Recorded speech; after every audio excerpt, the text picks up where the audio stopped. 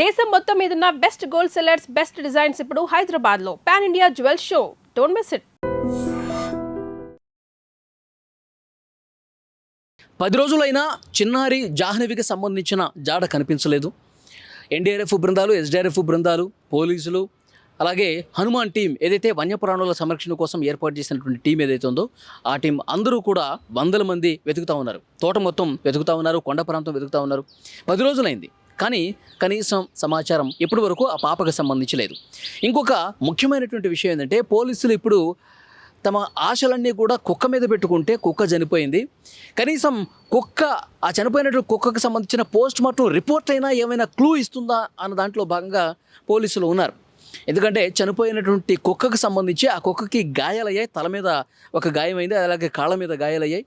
So ఆ కుక్క సరిగా ఆహారం తీసుకోక, వాటర్ తీసుకోక ఆ మట్టి తినుకుంటూ 1-2 రోజులు అట్లాగే ఉండి చనిపోయింది. పోలీసులు ఉన్న ఒక్క క్లూ కూడా, కుక్క ఏమైనా జీపీఎస్ ట్రాకర్ పెట్టారు కదా, కుక్క ఏమైనా ఇస్తుంది అనుకుంటే కుక్క కూడా ఇవ్వలేదు.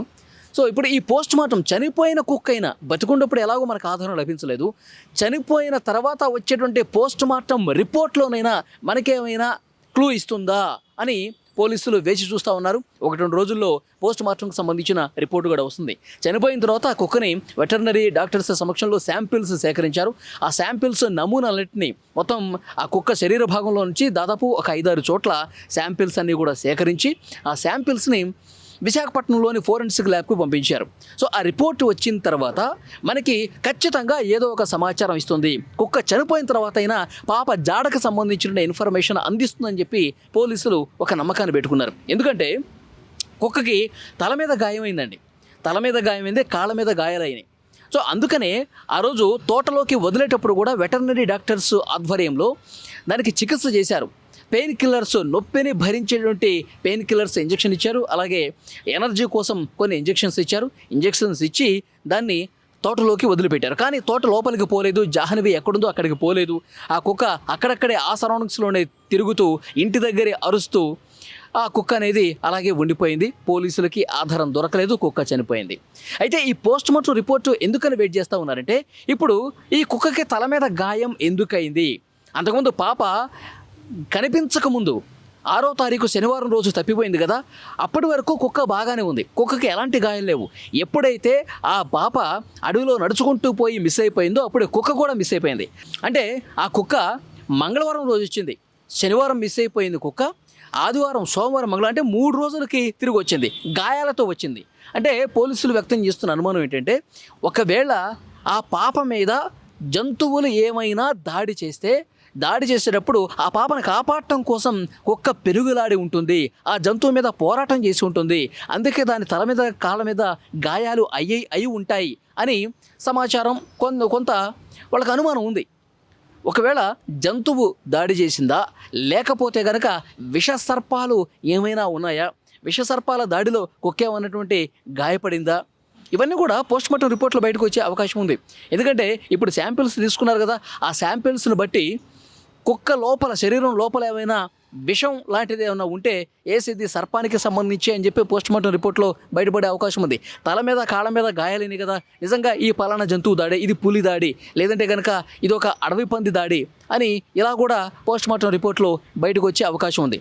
లేదు అంటే కనుక కిడ్నాపర్లు ఎవరైనా ఆ పాపని తీసుకెళ్ళేటప్పుడు ఈ కుక్కని తల మీద గట్టిగా కర్రతో కొట్టి ఏమైనా ఇబ్బంది పెట్టారా, కుక్క మీద ఆ విధంగా తీవ్రమైనటువంటి దాడి చేశారా, ఇది కూడా చాలా క్లియర్గా పోలీసులకు తెలిసే అవకాశం కనిపిస్తుంది. ఎందుకంటే ఎప్పుడైతే మంగళవారం రోజు తిరిగి వచ్చిందో, గాయాలతో తిరిగి వచ్చిందో, అప్పుడు ఆ కుక్కకు సంబంధించి సమాచారం మనకేం తెలిసింది, పోలీసులు ఏం చెప్తున్నారు, మతి స్థిమితం లేకుండా కుక్క ప్రవర్తిస్తోంది, పూర్తిగా ఒక డిప్రెషన్లోకి వెళ్ళిపోయినటువంటి ఫీల్లో ఉంది, తనకేమీ గుర్తు లేనట్టుగా బిహేవ్ చేస్తోంది, ఆ పాపకు సంబంధించిన తల్లిదండ్రులను చూసినా అరుస్తోంది, పాపకు సంబంధించినటువంటి కుటుంబ సభ్యులు కావచ్చు, ఆ మనుషులను ఎవరిని చూసినా వాళ్ళ మీద కరవటానికి వస్తుంది.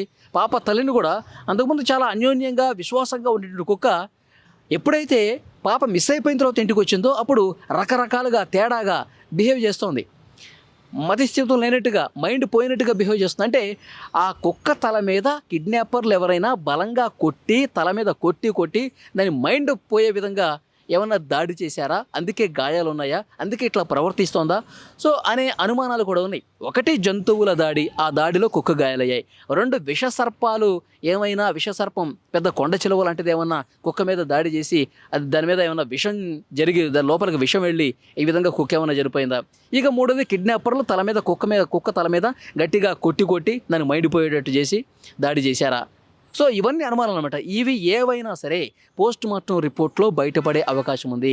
నిజంగా కుక్క తనంతట తానే గాయపడిందా, లేకపోతే ఎవరైనా దాడి చేశారా, మనుషులా లేకపోతే జంతువులా, సో అనేది కూడా పోస్ట్ మార్టం రిపోర్ట్లో చాలా క్లియర్గా వస్తుంది. అందుకే మొత్తం శరీరంలోని 6 భాగాల నుంచి శాంపిల్స్ అన్నీ కూడా విశాఖపట్నం ల్యాబ్కు పంపించారు.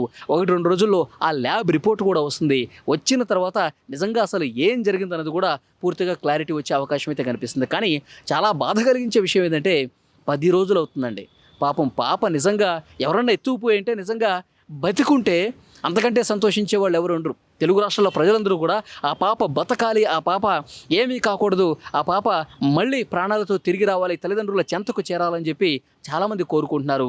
వీడియోలు చూస్తున్న ప్రతి ఒక్కరు కూడా కామెంట్ బాక్సుల్లో పెడుతున్నటువంటి పరిస్థితి ఉంది.